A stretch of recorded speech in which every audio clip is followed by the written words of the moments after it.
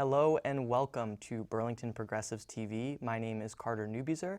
I'm an at-large member of the Burlington Progressive Party Steering Committee and a community organizer here in Burlington. The Progressive Coalition was originally formed to help elect Bernie as an independent to the mayor of Burlington, and since then has become the most successful third party in the country, doing all that without a dime of corporate campaign cash.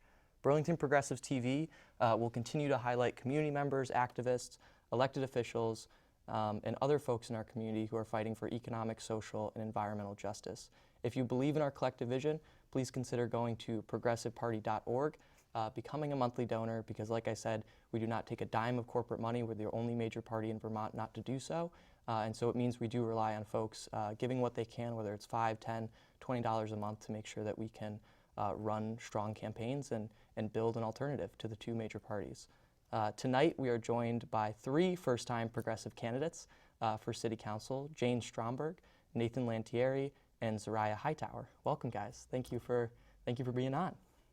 Thank you. Yeah, thanks, Carter. Thanks for having us. Yeah. So I guess we'll just start off. I kind of want to go down the line and just kind of allow folks to get to know you guys a little better, why you got into politics, what issues you want to focus on in the council. And Zoraya, if you'd like to start, I guess kind of talk about your background and what you want to focus on after you're elected to the council. Great, yeah. So I originally moved to Burlington 4 years ago. I, in graduate school, studied regional and urban planning to some degree as part of my environmental management grad school degree. Mm-hmm. And when I got here, I really wanted to still focus on being involved in a city and an urban environment, because I believe in cities and their potential to promote social and environmental justice. And so I got involved in small ways, like being part of the NPA meetings. I've been a part of the Development Review Board for almost 2 years. And so just as I was on the DRB, there were things that I didn't like to see, like being part of basically telling landlords that they had to evict tenants because there were more than 4 adults in there. Like changes to the inclusive zoning policy that I didn't agree with. So it felt like I was enforcing a lot of things that I didn't necessarily want to enforce. And so I'm excited to be part of change in supporting better housing, but also in changing our transportation policies and having some environmental steps to being a greener city. That's awesome. That's really good to hear. And yeah, congrats on all of you too, or to all of you. I forgot to say, you all just won the Progressive Caucus, and that's really, really exciting. So I just wanted to say congrats to all of you. So Jane, you next, I guess. Yeah. I just wonder, again, why you got into politics, what issues you're passionate about, and kind of what you would bring to the table when elected. Yeah, so I moved to Burlington going on 5 years now, and I fell in love with Vermont and the charm of Burlington, as many people do. And I was originally very interested in environmental science, and then it kind of leapfrogged over to renewable energy, and then climate policy, and then climate science, and that kind of thing.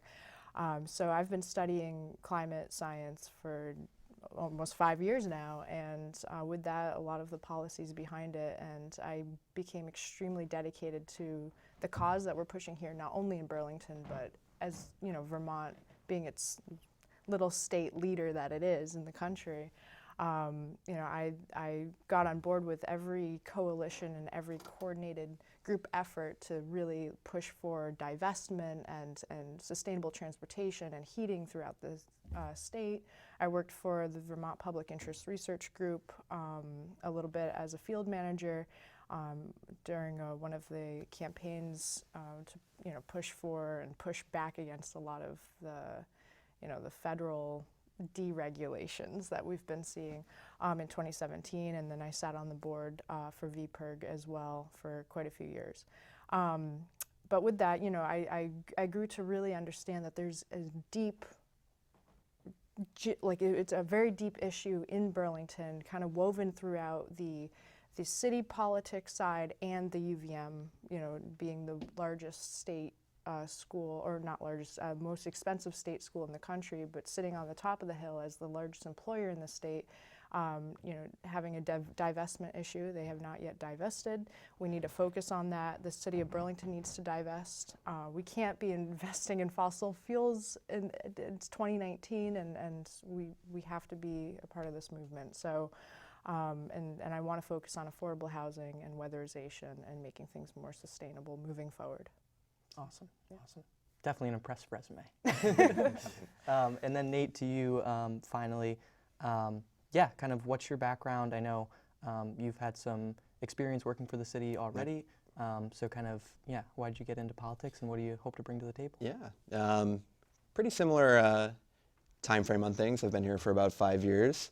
I went to UVM and again immediately fell in love with Burlington, and it took me a while to kind of figure out exactly what that was, and I figured that out and figured out kind of where I wanted to go with my future, all really as a result of the controversy around the Burlington Town Center redevelopment project. And when that was going to the ballot, and just seeing the way that this community has was able to speak up but still kind of be shot down in what a lot of members of the community were looking to see. So from there, I kind of transitioned my studies. I was also an environmental science major at the time, but transitioned over to studying community development, focusing on urban planning, and really throughout my time focusing kind of on what I can do and what skills I can develop to build community, to allow individuals to have the agency to work for themselves and be able to live the individual lives that they want to live, but also in this community setting that they want to be a part of. As a resident of Burlington for the past few years, I've really seen so much of the special part of Burlington being reflected in the people, being active in their communities, wanting to be at the forefront of progressive thought, forward-thinking thought, wanting to be leaders in climate justice and be leaders in fighting inequality, and seeing and creating this aspiration of this city that has its roots in the progressive history, going back to the 1980s. A lot of the institutions that create that atmosphere and create that aspiration identity were created under their progressive leadership. I have felt that in the past few years, in the time that I've lived here and going back a little bit farther, that drive at the city level is not in line with what the people really want to see. I got a little bit of that as a city employee. I worked for the Church Street Marketplace, worked with the business community a lot, worked with other city departments a lot, saw a lot of really positive things, but also saw some things that I really disagreed with. Some things about the transparency in government, some things about data access and knowing that something that's actually been very positive about the administration is that they've really pushed for a lot of data, but where's that going? And I think overall, really, we're not reaching far enough. We have this affordability problem. We're seeing our economy change. We're seeing the climate disaster, it's getting closer and closer, and we're still kind of just waiting for what this tipping point is that'll be like, whoa, it's a catastrophic failure, and now we need to do something about it. Yeah. And I think that we really should be working now, really taking those innovative steps now before it's too late. So that's why I'm running. I really think that getting some different viewpoints, getting a more forward-thinking perspective on the council, all of us I think are going to bring that hopefully. And one that really is representative of the voices of the people and not so much the moneyed interests of developers and folks like that, I think can go a long way for putting us on the right path. Yeah. Well, all three very impressive answers, if I do say so myself. Really quick before we continue, you can always call in. We do have a phone line, 802-862-3966. And I will do my best to work the phones properly and make sure that if you have a question, we get that to the progressive candidates. And Nate, you're running in Ward 5, yep. Jane, you're in Ward 8, and Zoraya is running in Ward 1. So I guess transitioning a little bit, I think you've all touched upon climate in one way or another in your answer. How do you view, some folks will say, look, it's great, it may make us feel good that we do stuff around climate on the local level, but we really can't do anything about it. It's not our responsibility. Let the state, let the federal government, let other countries do that. We're not going to expend the energy here. Why do you, and we can go down the line again, I guess, starting with Nate this time. Why do we feel like it's important to be pushing at the local level? And I guess specifically, what can we do, or what are a few areas that we could be focused on in terms of combating climate change? Yeah. I think that there's this really tricky situation with this climate change issue that there's this aspect of individual accountability, but also systemic accountability. And so often we're really asked to think about it from, what choices are you going to make? How are you going to, use your metal straws and things like that? And I think that that's somewhat of just a beginning part of where we can go, but it really needs to be at this wider level to get things going. So looking at what steps we can actually take, I think that there are a lot. I think we have a transit system that is ripe and ready for greener modes of transit. But also, in that same vein, it's also ready for better enabling pedestrian traffic. We have sidewalks that are totally destroyed and, do not allow a lot of people in certain seasons and all year to be able to walk or use sidewalks in the way that they're able to. And on top of that, this whole concept of sustainability is so interwoven with our economy and our social justice ideas that pursuing it from the level that we can, looking at things like weatherization,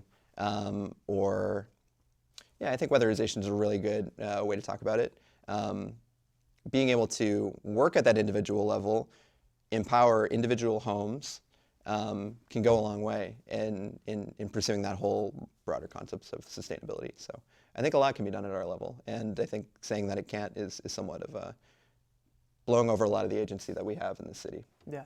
And Jane, if you want to take that one next. Absolutely. So, I identify mostly as a climate activist, and I realized over the, past few years that I've been here, people-powered movements really speak. It speaks to a lot of the people who are making decisions for our city, for our state, for our country, our world. And, the Intergovernmental Panel on Climate Change said that we have literally a decade left. It's about a decade to cut our global emissions in half, or we face the catastrophic effects of a 2 degrees Celsius increase, which is horrendous to even think about. It's unfathomable at our level as individuals. And I think about it every day. I'm like, should I be riding my bike more often to work when it's 2 degrees outside? And these individual little things that I can do, bringing my reusable bag to City Market and things like that. And that while that's great, I constantly have that thing running in the back of my head of there are huge swaths of money going to the fossil fuel companies from people right here in Burlington. Mm-hmm. And that breaks my heart because I stayed here and fell in love with this place for what it stands for, what it has the potential to be. But it's not, it's kind of a facade in a way, and it's unfortunate, but it doesn't need to be. We're right there. We can really make this work if we're all kind of speaking up together and mobilizing and empowering the voices of the people who want to stay here, but clearly have not been able to because one, it's not a sustainable city in terms of our finances, the economics rather, and our environment. It's just we're not headed in the right direction fast enough, mm-hmm. and I don't think this is a secret. That's the thing. Everyone does understand that, but it's the radicalness of it that people are like, whoa, well, maybe I don't want to get into the weeds. But the weeds are a good thing. This is a great conversation to have. We have to save the world, right? That's the whole goal. Yeah, and so Zoraya, I'm going to let you answer that, and then maybe we'll get to a question before we go. But Zoraya, if you wanted to go ahead and just talk about kind of what on the local level we could be doing on climate. Yeah, I think climate is definitely a global topic. And I think to the individualism point, it's insane how much time I spend at the grocery store being like, oh my gosh, should I have dairy or should I have that's local or should I have alternatives that are from far away? What are the climate implications of all my decisions, and it's unreasonable to ask everyone to do that all of the time, like as an environmental advocate. That makes much more sense. So I definitely think that on a local level, there's so much we can do, though, in terms that is wrapped up in our transportation, that's wrapped up in our building stock. Like, those are the forefront of climate change. And so there's, there's so much radical things we have to do, but there's also many things that we have to do that just aren't even radical. Yeah. And so I really hope that we can get those through in a timely manner so that we can start making real progress. Awesome. And so we do have a question and a caller on. I would just like to remind everybody to make sure, we want to keep things civil and have a real discourse. So I would just ask that of anybody who calls in. But yeah, I would love to attempt to work the phone and let's see if I do it correctly. Okay. Hi, this is Carter. You're on the show. Oh, I was just calling about how come it's like fast food restaurants and stores and stuff don't have many recycle bins. And I can remember when one used to have styrofoam containers, then they went to cardboard, but you know what? It still goes in the trash. And I think this country and the world has such a far ways to go in recycling because we do so many things through convenience or through habit. Yeah, and what was your name? My name's Jim. Jim, thank you so much for that question. I really appreciate it. So kind of going to waste management in the city more generally, but just talking about kind of how do businesses relate and how do they work into this picture and how can we as a city do our best on waste management. I don't know, who wants to start, if anybody? Well, I do think that in terms of incentivizing small businesses and keeping local businesses active and prospering, the city really does need to focus on those local businesses that are here and having those issues and really incentivizing them economically to be more in tune with what is actually needed. So waste management is going to be a huge project, and that's something that is going to be, having to be addressed by the state as well, because there's a lot of funding behind that. That is definitely one of the biggest factors that we do have to put a lot of our research and our time into, because that is something that, the world, we're already seeing these awful effects of waste not being managed properly, and how there's a lot of illness and kind of diseases coming out of that, and then a lot of other things like having just litter in your park and things like that, like very unpleasant experiences. And through the food chain, it's not good for our overall health. So I think that that's a really good question, and it's very specific to the point of, we as a city need to incentivize, but also pass policy saying that, we absolutely, every restaurant, every business, you should walk in and it shouldn't even necessarily be just recycling. There should be composting. We should all 9 yards on that. Yeah. And just for the sake of time, not allow you two to answer as well, but I do just want to get to, because we have about 10, 11 minutes left here. I heard about the news recently that, folks were raising just obscene amounts of money and pouring more and more money into these council races. And, as someone who, one of the first issues that got me involved in progressive organizing was campaign finance when I, first got involved on Bernie's 16 campaign back in high school. And that's definitely one of my core issues. So I wonder if, each of you could talk about briefly just kind of why it's important, because I know none of you are taking corporate money to your campaign or big money. And so I wonder kind of why place the emphasis on kind of grassroots organizing as the way in which you conduct yourselves as campaigns. Zoraya, maybe you could start this time.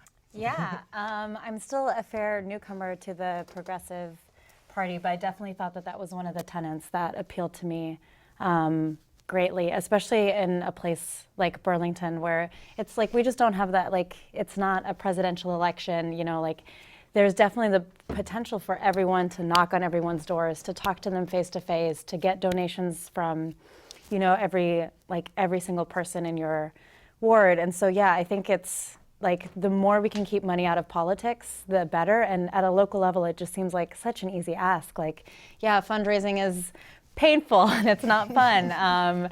But definitely, especially at a city level, it's so possible to do it. And this just feels like such a low bar in terms of asking to keep, to keep money out of politics. And Jane, if you want to go next on that one. Yeah, no, I believe that when you bring money into politics, you alienate so many people in the system and throughout even just Burlington. You'll alienate communities, and it shouldn't have been about money in the first place. We shouldn't even technically have had parties in the first place. We were told by our first president ever to not have any of those types of things because money was going to be an issue, right? And we were warned against that. And I wholeheartedly believe there technically should not be a cent of, there shouldn't really be even $1 involved with your campaign, but, you have to make signs and things like that. Campaigning by nature is a very inefficient thing for the planet. It really is. And we all have to realize that. I mean, that's true. But it is important to get the message out and to really bring everyone, all voices to the table. And to do that, you have to be putting yourself out there. But there's a way to do that without taking big corporate money. And that's the thing, it's that people take it because it's the easy move to make. It's a very easy thing to do. But the right thing to do is never supposed to be easy, right? So I just believe it should not ever have been about money. Yeah. And Nate, if you wanted to answer that as well. Yeah, I definitely like to echo a lot of the sentiments of what Zoraya and Jane said. Having that be a core tenet of the Progressive Party was definitely something that was part of why I originally joined this party, and I really wish that this could be a campaign that we could do without money.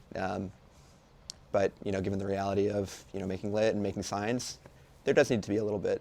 But really, the idea of corporate money and money coming largely from business interests is no matter what someone's intentions might be when they receive that money, whether they're fully good-natured. You receive a large donation from someone, you're inherently beholden to their interests. You're inherently somewhat having to hear their voice more so than others. And I think that that's almost the antithesis of a democracy, where paying to play at this level that we have is not really going to be in support of the people of this city. And that's really what I'm trying to focus on, is being an amplified voice for the people of the neighborhood that I live in, and hopefully be able to represent them well, and not have my judgment be clouded by receiving money from folks who may have interests that are not in line with those people.